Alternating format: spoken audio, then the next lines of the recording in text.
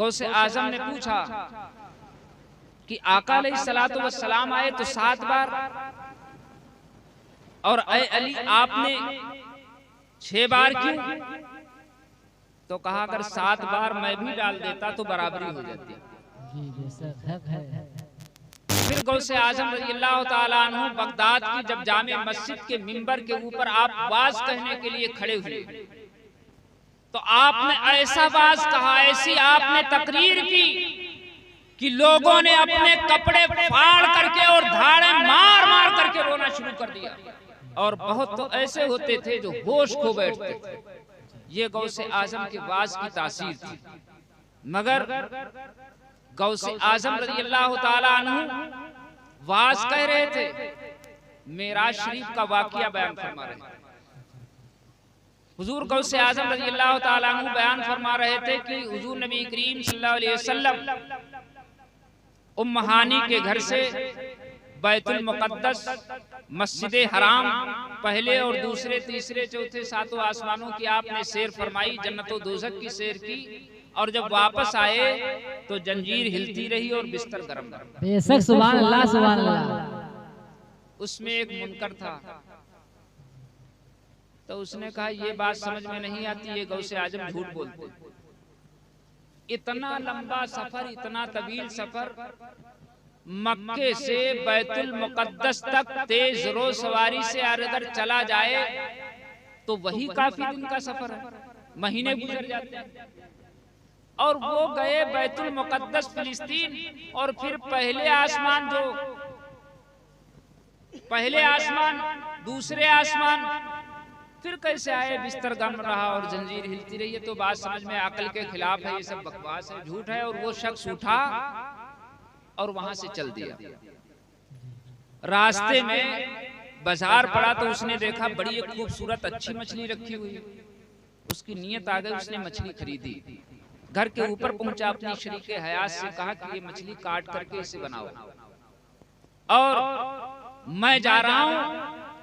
आबादी से बाहर कोई छोटा सा दरिया था, कहने लगा उसमें मैं नहा करके गुस्ल करके वापस आता हूं। वो यहाँ पर मछली काटना शुरू कर दिया।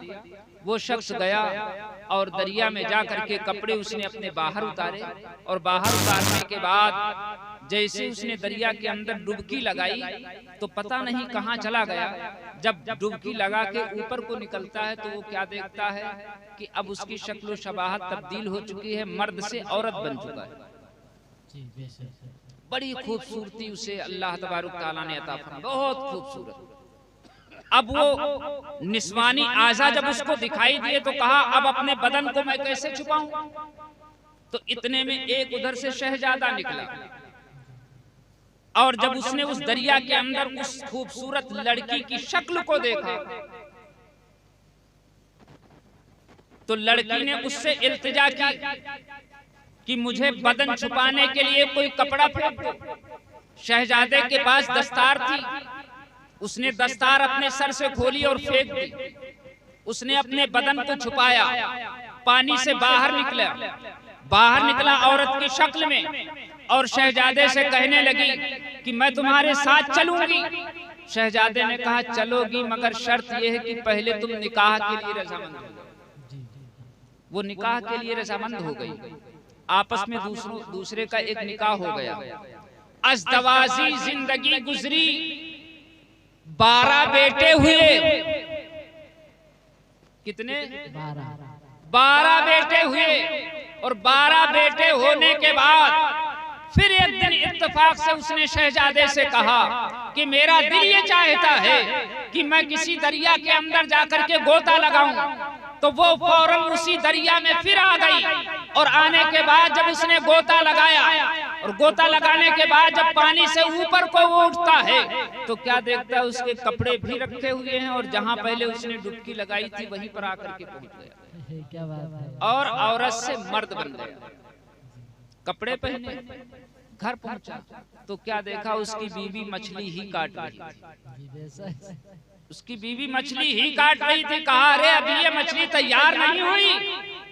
कहा अभी तो तुम गए थे, अभी तो वापस आए। फौरन घर से जाता है गौसे आजम के पास, तो क्या देखा कि गौसे आजम का वही बयान चल रहा है, क्या बात है। मेराज वाला वाकया।